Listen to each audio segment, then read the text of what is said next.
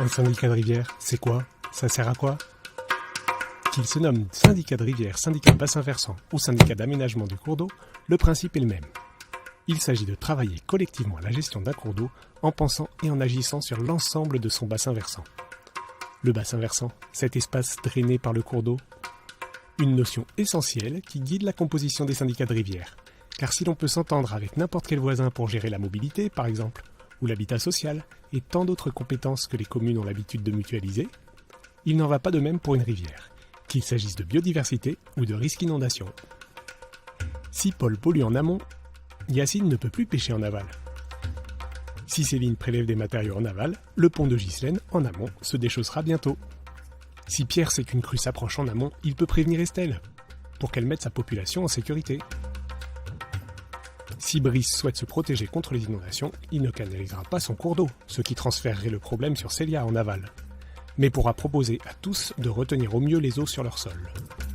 Et les exemples se multiplient montrant l'intérêt de réfléchir à l'échelle du bassin versant. C'est ce que le syndicat de rivière se propose de faire dans un esprit de service public et pour l'intérêt général.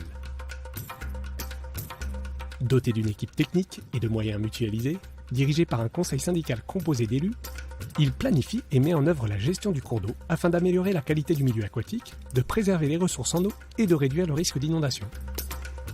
Dans le détail, le syndicat a du pain sur la planche. Son rôle est d'abord d'anticiper les défis futurs, l'imperméabilisation des sols, les pollutions, le changement climatique, la présence d'enjeux en zone inondable, et de sensibiliser citoyens et élus afin que le problème soit pris à bras-le-corps. Il identifie les différents moyens de relever ces défis et organise la concertation entre tous les acteurs. Communes, intercommunalités, État, riverains, associations, entreprises, agriculteurs, services de secours, entre autres.